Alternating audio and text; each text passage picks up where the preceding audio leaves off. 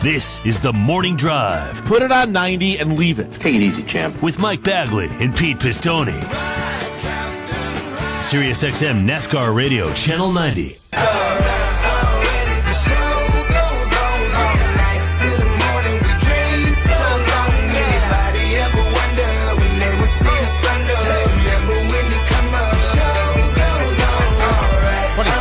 Before the top of the hour, back on the morning drive. We're so glad you're with us here on this Monday morning. Now we're going to venture into the nuts and bolts of the racing weekend. Time for checkered flags and black flags. Get yours in at 866 Pit Lane.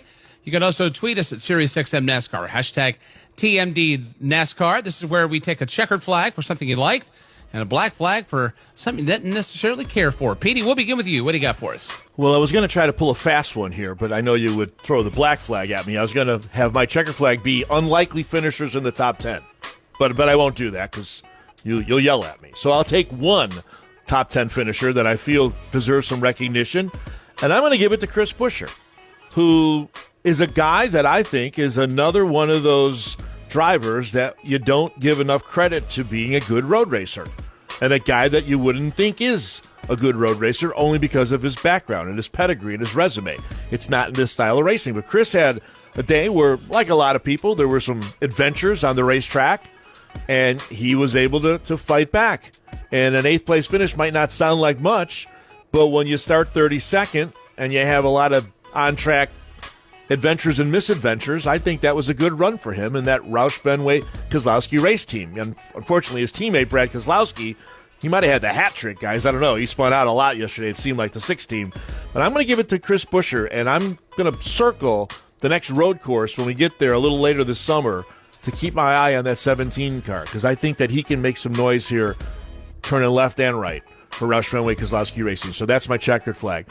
My black flag, I have to give it to the way the race ended, which I won't say it went as far for me to say that it wrecked the race, no pun intended, and it makes it a bad race, but it certainly left a bad taste in my mouth. And I just don't, I guess part of me gets it because the race is ending. Obviously, the stakes are highest, the checker flag's in the air.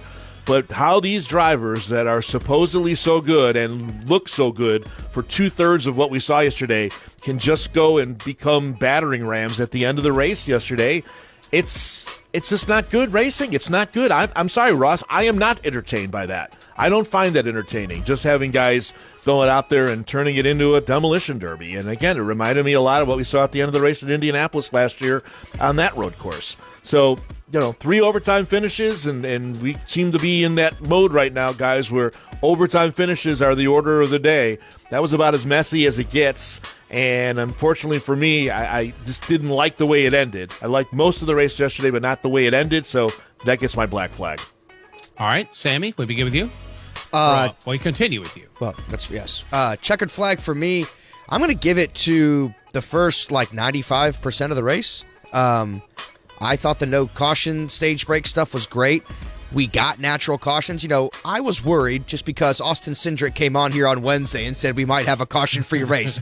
And when someone like Austin Cindric says that, you kind of it's got some credibility to it. So I was slightly worried that might happen. Luckily, that didn't. We got some natural cautions, unfortunately at the expense of some of my fantasy drivers, but that's okay. But there was a lot going on in that race. There was, for a minute there was going to be a strategy kind of a race or something like that. There was a lot of excitement, a lot of stuff going on, and it didn't get as stretched out as I thought it was going to get. So I really, really enjoyed what I saw in the first, majority of the race. But I will also black flag the finish of the race. You can't tell me that they can't do this because they did it. How many times did they drive into turn 1 before those 3 restarts when they all just crashed into each other? I get that the stakes are higher. I don't drive a race car. I understand. I get it. It's just from the outside looking in that it just didn't look very good. And if you're trying to get fans into this sport, maybe other styles of motorsport fans, which is why you're going to places like COTA, which is why you're changing the car and the package around a little bit, and which is why, you're bringing in guys like Kimi Räikkönen and guys like Jenson Button from outside of it. I don't think that was a great viewing at the end of the race of what NASCAR has to offer fans from who want to maybe get into the sport from outside other motorsports endeavors. You can't do that kind of stuff in other racing series, it seems like. And if you don't like that, why are you going to go spend your time watching that if that's how it's going to end every single time? I don't disagree. So I think, it was an unfortunate way to end what I thought was a very good day and a very promising race at Circuit of the Americas. Davey, how about you? I'm going to give my checkered flag to somebody who had his first top 10 of the season the week prior, had his second in a row, and that's Ty Gibbs. He was pretty much a non-factor. Nobody really heard of him for the whole day. Had a couple penalties for cutting the course in the S's. I think he was down a cylinder for most of the day, if not the whole day. Thought he was blowing up. I was listening to his radio at some point, and he basically was saying the day's over anyway. I think he said that verbatim. And then I look when the checkered flag flies and he finished in the top 10, I legitimately thought that was a scoring error or a typo. And that just kind of proves and goes to show that this is not the Xfinity Series anymore, where if you have the best car, you can get back up to the front and contend for the race win. This is the Cup Series now, where everybody is really, really good, and you're not the best driver anymore. But I think this was also kind of a lesson for Ty Gibbs in that even when you think your day is done, and that you may not have the best stuff, if you stay in it and you just keep chipping away at it, you could find yourself with the top 10 finish. So checkered flag to Ty Gibbs for overcoming a lot of adversity there. He also had a couple pit road speeding penalties, and I think maybe pitting outside the box a time or two. So 3, 4, maybe even 5 penalties, but overcoming that to finish top 10. Ty Gibbs gets my checkered flag with his second straight top 10. And like you, Sammy, and like you, Petey, my checkered flag goes to the end of the race yesterday. I can't even pinpoint one specific thing, but I mean, we talk a lot here about why there's a lot of backlash from some fans amongst the fan base of why they don't like the way something is, and a lot of it is because they had something taken away from them. I kind of felt the same way yesterday because for the first time we're trying something new, right? No brakes with the stages, so we had fuel mileage come into the equation. Caution comes out, that's kind of taken away and off the mantle. Then you have a really solid race for the win, straight up between Byron and Reddick, and they both were really solid, really respectful. Caution comes out, kind of takes that out of the equation and takes that away from us. And then the rash of cautions at the end, which kind of was bordering on circus-like in my opinion. I just did not like how that race ended. I didn't have a good taste in my mouth. I can't pinpoint one thing or one reason why. It's probably because of those rash of cautions, and just to Sammy's point, when you have Formula One world champions, and whether or not you had a lot of them, you definitely had some new people tuning in across the country and probably across the world that are motorsports fans. Most of that race was a great display of what NASCAR racing, especially on road courses, could and should be. The end was not that, and that's why it gets my black flag.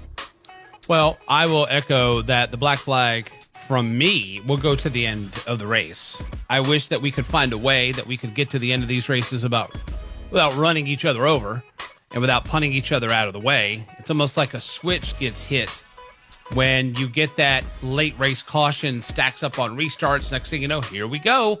How many is it going to be this week? Well, yesterday it was 3 overtime attempts. And I know it's frustrating for the drivers, and the garage has resigned themselves to the fact that this is how it is. This is just what it's going to be. I don't know how you reverse course from that. I don't know how you back up. You can't make someone respect someone else.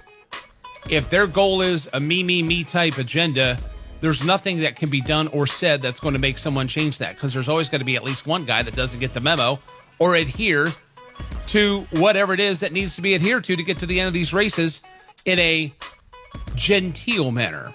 It's very messy at the end of that race yesterday. And we were group texting, the 4 of us, and it got to the point where it was like, come on, can we just get to the white flag and then end? But we re-rack, we go again. And for the 2 stage breaks that we lost, we gained back at the end with all of the end of the race yesterday was reminding me of almost like an NBA game, where it takes you like 25 minutes to run the last 20 seconds. And because when you re-rack, then you get those 4-minute caution laps and things like that. So I just wish that we could get to the end of these races without there being the battering rams brought out, the running over of people. I just think that those horses are out of the barn. I was going to checkered flag Ty Gibbs. Davey beat me to it. But let me give a checkered flag for Tyler Reddick, not just for winning the race, but for something that's been building for the last 3 weeks. The opening to the season has not been good for Tyler Reddick. He got buried there because in the first 3 races, he just wasn't having good finishes. 39th in the 500, 34th at Fontana, 15th at Las Vegas. But in the last 3 weeks, 3rd at Phoenix, 5th at Atlanta, and he won COTA. So it's like there's some confidence getting going there. It's taken him a while to get the motor going, but now the motor for at least 3 weeks in a row is going, and now you're going into a short track where a Toyota won last year with Denny, perhaps Tyler Reddick, with this new aero package, car slipping and sliding and tire wear, that may play into his wheelhouse. We'll have to find out together on Sunday at Richmond, but I would say that my checkered flag would go to Tyler Reddick for his accomplishments of a day ago, but also what that team has started to accomplish in the last 3 weeks. Those are our checkered flags, our black flags. 866 Pit Lane. What are yours? They're coming up next.